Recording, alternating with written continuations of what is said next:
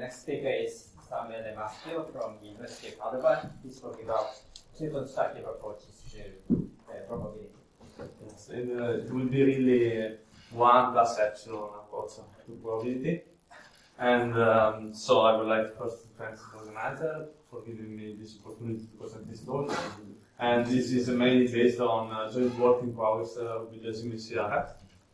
And so I would like first to say that the foundational framework can be taken as the use of visual mathematics, or you can use also the extensional level of the minimalist foundation plus the axiom unique choice.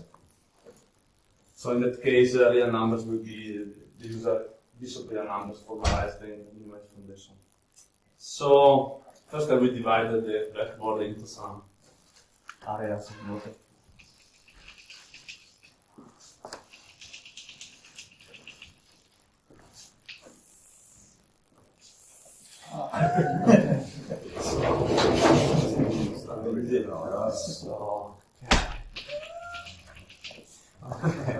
Okay. This is helpful for the organization. Okay. So I will try to give some ideas of a way to give an abstract account of probability. And so first I will focus on, let's say, probability space. Okay. And I will use this column for classical. This other for, let's say, constructive concrete. And this is for constructive, abstract, or algebraic, I don't know how to say. Okay, and this is for this one. Okay. And so classically, the main way to present probability is to use a Kolmogorov axiomatic probability.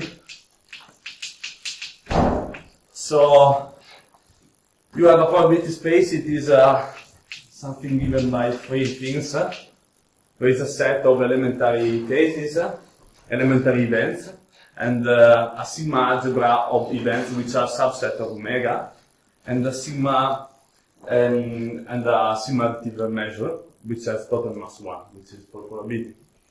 And given such a space, one can define random numbers as some function from omega to the reals, which are measurable with respect to the sigma algebra E and the sigma algebra of all sets. And one can say that such a random number is integrable if the integral of the absolute value of x is finite. And in this case, one can define the expected value of the variable as the integral of the variable. And there is also identification of, there is an equivalence relation over L1, which is 2 random numbers are equivalent if the integral of the difference is 0. Yeah, sorry. So, constructively, it is better not to use this, not to follow this choice, because we know that the subsets are sort of difficult to treat in a constructive framework, because they deal strongly with the logic, so you have a problem with the complement and so on. So it is better to try another way to present a probability space. So the usual choice is to use some functions in order to present this integration space or probability space. So we first axiomatize say we have L is a set of functions from say omega to R, and this must be understood as a sort of basic random numbers, and this is must be understood as the expected value. So it is a function from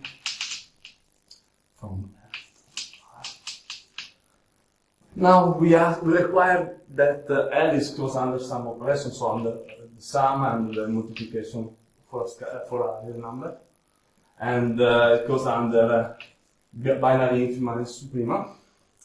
And if we want to understand this pair as a assignment of probability, we have to say somehow that the total mass is 1. So we can, for example, require that the constant 1 is in L, and its mass is expected value is 1. And then we require that E is a linear map, and that it is positive. So if F is a positive function, then E of F is positive. Now, so the idea is to give a set of let's say simple random numbers, and then using these simple random numbers and their expected value to build a set of the proper probability space. Okay, and in order to do this, we follow a metric approach. So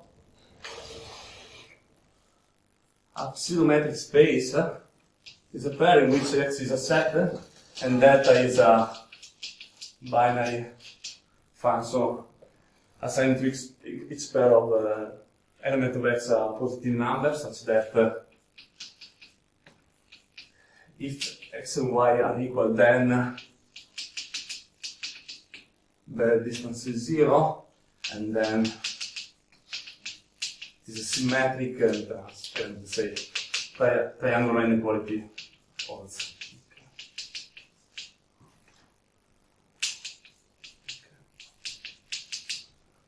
It is a metric if also the other way around holds here. Obviously, this is equality in the statics, and this is equality in the reals. And given a pseudometric space, one can also always perform a completion. And now we have to move a little this line, unfortunately. So the completion of the metric space, of the pseudometric space, is a metric space which is complete and which is defined as follows. So the underlying set will be the set of regular sequences of element in X with respect to the pseudometric data, which is for n. So a sequence is in a sequence of element of X is in xt if for all n resist for k say the resistance can such that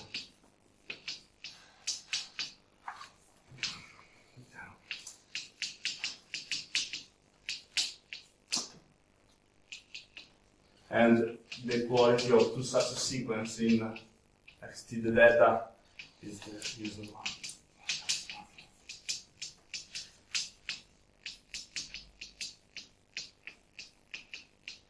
Okay, with such a choice of a set x tilde, we can find also what is delta tilde, and delta tilde of a sequence x is just the limit of the distance of two sequences x and y is just the limit of delta x and yn.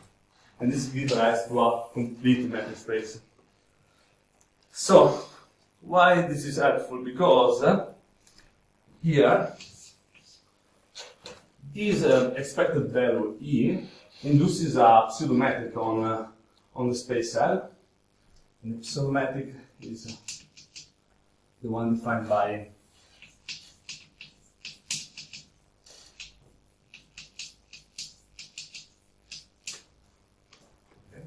So I can define the probability space as the completion of this pre-probability space. So I can define probability space by taking the completion. Can you raise the wall, please? Yeah, what? Yeah, sorry.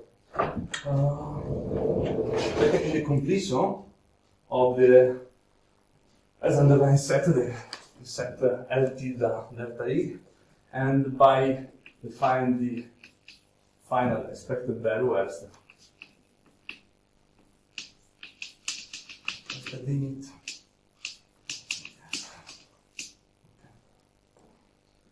And this is still a space satisfying this property, but it is complete with respect to the metric induced by this new expected value. Okay, so now I want to do a step more in the direction of abstract constructive mathematics. So I want to give a slight version of this. So I consider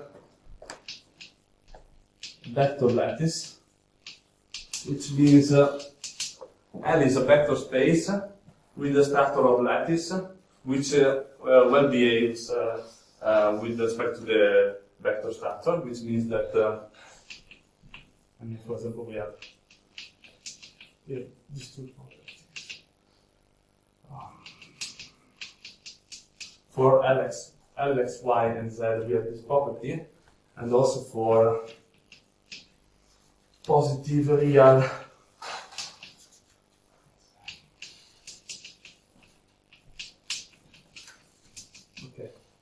So we replace the complete space of function of elementary random numbers with the vector lattice, and E will be a linear map with the same property. So this positivity property. So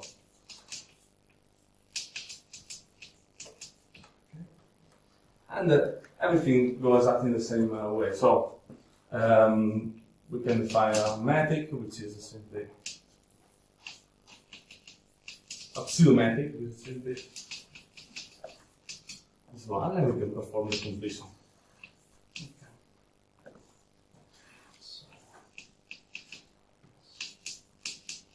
Okay. So this is the first attempt somehow, but one can refine a little the structure. So, one thing which is not taken into consideration here is the general concept of random number. So, one simply consider some easy integrable random numbers on which he knows how to, let's say, evaluate the expected value and then build the probability space. But one can ask whether it's possible to give an account of measurable random numbers in general. So, in order to obtain this, I will start from a property which was in classical mathematics. So, if X is a bounded real number, then say X is always integrable. Okay, X is always integrable, and so this is a theorem. Let's go theorem. And then, if I consider an arbitrary real number, I can always build a bounded approximation by considering the sequence of variables which are obtained by cutting what is bigger than n and smaller than minus n. Okay, and this sequence does not converge to X in the usual metric, I mean in a metric coming from the expected value, but it converges to X in another metric, which is a metric given by, let's say, delta prime xy is the expected value of so this metric in some sense does not consider, I mean, too much if the two variables are very far each other in some point of the spaces. Okay, but just to sort of evaluate the part of the domain in which they are different somehow. Okay. And one can prove that this converges in this using this pseudometrics. So one can use this idea to say what are measurable, what are real numbers in constructively. So one can consider as random numbers, let's say, the set which is obtained by considering the completion of L itself together with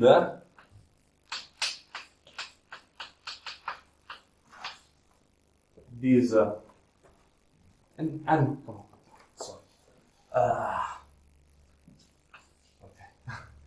the distance which is defined as well, but using this new function, which is essentially the same thing that is done here.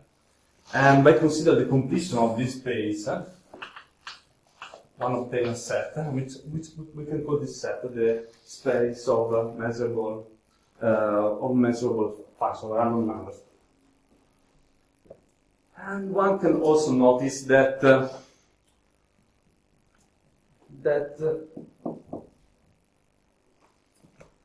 this kind of choice, in this specific case, it is strongly connected with this other choice. So, why? So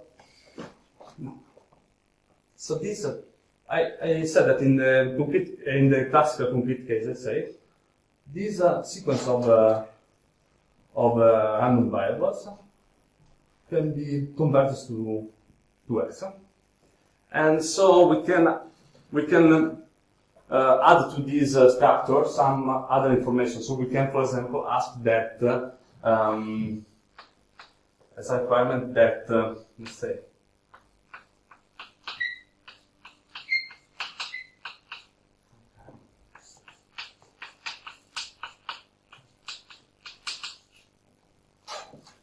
so in order to keep track of this approximation also in the constructive case. Okay. So this is a sort of standard, more or less. You can also avoid the understanding if you want. And it is done, for example, in the definition of integration space in Bishop book. Now, going more abstract, one could perform the same thing also in the abstract case, but it's more interesting to try to generalize it a bit. So suppose we have. So the idea is, I consider this function as a function j, and I want to try to capture what are the properties which are needed in order to give rise to a meaningful notion of measurability. So the idea is to axiomatize, let's say, an Rj, in which R stay for, let's say, abstract random numbers, and J does the same work of this function does here. And so the property which so first of all, I mean, important thing is that if I define delta J as J of X minus Y, okay, this must be axiomatic. So, and this is just asking. This is actually equivalent to ask that J of 0 is 0 and J of X is positive for positive X, and triangular inequality. But then there are some other properties which seems to useful to require. I mean, so for example, one can require, in my opinion, one should require that J itself, seen as a map from R to the reals, is a metric map from this space, this pseudo-metric space, to the space of real numbers with Euclidean distance, which means that say J of x minus Jy is less than distance of okay. Distance J. Okay. And also one should require that the composition, the operators for every z, these two operations must be some metric maps from R with J, delta J, and R with delta J. And then one needs also other two properties. The first one is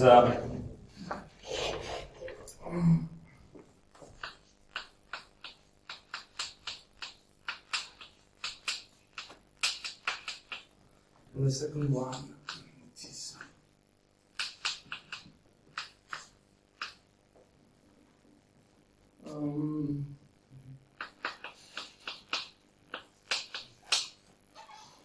so if I define a prime-measurable space to be a pair satisfying these properties, in which R is a vector lattice, then one can show that its completion, so say it is still a prime-measurable space. So this is a sort of set of minimal properties which are present by completion. And moreover, one can also consider another,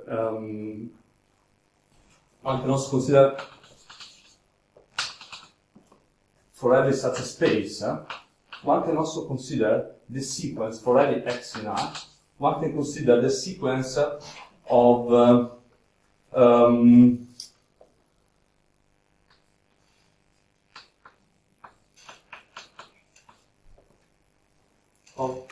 sequence of n and j x over n, and if for all x there exists the limit of such a guy, and we call this here x in such a case, then we define the limit of Rj as the pair given by R itself together with this new let's go to Jn. Okay. Okay. Now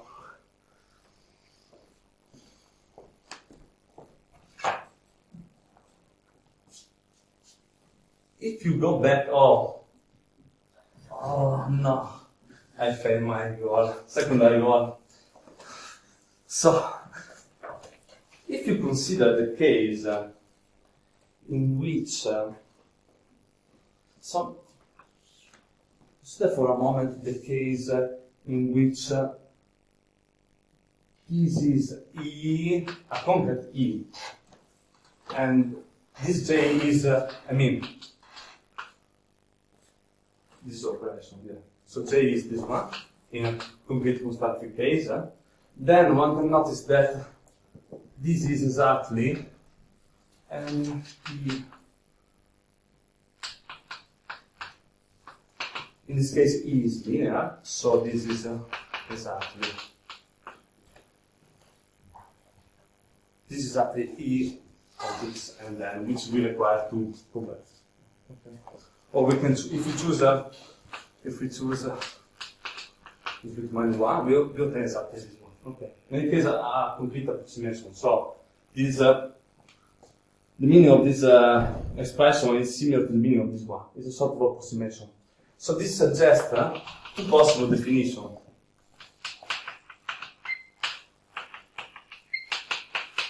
So one can define a notion of, let's say, for a measurable space with the notion of integration, which is a prime-measurable space, so a space satisfying those requirements are not just behind this. I mean, you can imagine this is written, but not. And this is just a prime-measurable space for which the limit exists, and it is an integration space. Or if you want probability space, if you want to model a probability space with a notion of some measurable space with a notion of probability. Or you can consider the opposite case in which you start from an integration space. So you start with LE, and you have a function phi from L to L, which gives you a sort of uniform way to approximate integrable function in such a way that L equals with phi is prime measurable, and the limit of this guy is the integration space itself. So an example of this factor is the concrete example before, in which we choose as phi the map sending every function to this captured version with 1 and minus 1. So these are what this was what I wanted to talk about. Essentially, show you these ideas, and I want also to tell something about possible next steps, which is one goal is to try to see if you can obtain some convergence theorem, like the convergence theorem in integration theory, in this abstract setting, fully algebraic setting. And another goal is to compare this kind of structure with a similar structure which comes from a frequentist approach to probability, in which you don't have all these properties, but you have some. So we know, for example, the classical case that coming from a frequentist approach, we cannot define a uniform probability of the natural numbers, but we can define natural density of subsets. Okay, and this natural density satisfies some properties, but not all properties of a probability space. And it would be interesting to see if in a constructive approach, using list of numbers and analogous frequency, so the averages of what happens and what is the relation between these two structures, and what is a more general structure which embody both of them. And then there is clearly some categorical structure behind these spaces, and it would be interesting to look for the good notion of maps between such spaces. Yes, and there was another thing I want to say, yes. And considering abstract approach based on axiomatization of random numbers, one could also hope to, let's say, give an abstract account of the conditional probability given a random variable, which is something which is made using class components. That is all.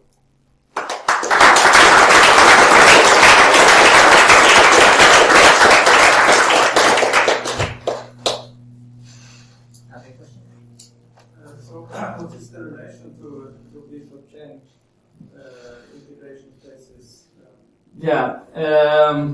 So, I mean, the complete case is very similar. Maybe there is some required more in the Bishop notion integration space. But I think what is more interesting is to try to go completely algebraic somehow and to see what is. So it seems that this is more general than integration space. The Bishop definition of integration space. Yes. So you don't use partiality, all your functions are total. Yes. So you don't have a measure on the integrated subset, so you're doing something somehow more concrete, say. Okay. You don't have to completely measure in a natural way. Yeah, but if you take a cosincidence Yeah. of functions, take up to the so at the limit of consistent function, which is a limit of consistent might be partial. Okay. Because it's not defined. Yeah. Yeah, okay. So not all these Cauchy sequences represent a concrete function, total function. So because you don't. May I ask you, have you seen the work of Chan? Because in the 70s, Chan developed a constructive theory for these, based on the work of these. So there are two papers Yeah, I must admit that again. where the theory is developed. I mean, there is a monotone convergence theory and all that already there. Yeah, but in any case, the goal is to do it, try to do it completely algebraic, which is for sure was not done in the previous. It's got somehow to the essence of, try to see if there is an essence of this convergence theorems, which is algebraic. So the probability of some event will always be a computable number. Yeah, I mean, but it depends on what is an event, because here we don't have events as a basic notion, but random numbers. Yeah. So it is possible that you can define some events by considering some properties of some Cauchy sequences. So you define an event is measurable if there is a Cauchy sequence such that I don't know. That's very good. Is there any form of the abstract approach in the classical setting? I don't think so.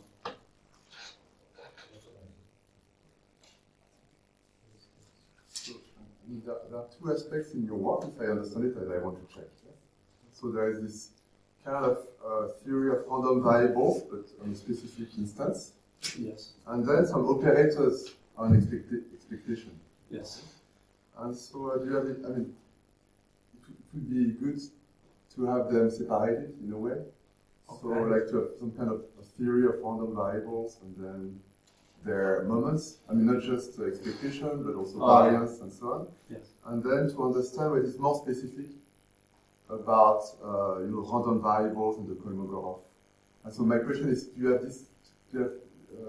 this in mind? Like develop some kind of that can be done. I think that the part which is just a random number is not different from a general case of measurable function, because I've also in classical mathematics, when you consider random numbers that are simply measurable functions, you don't care about probability. Yeah. But here, I mean, you give a meaning to the convergence by using probability. So probably there is some more sophisticated stuff to it. So, yeah, but also there are many things to be explored. I agree. Last question. So this is very similar to what Laspitz did on measurable functions. It is connect. This is some more connected. And also extended that in the pre-filter analysis where I look at conditional random variables as well. Yes. So it is connected with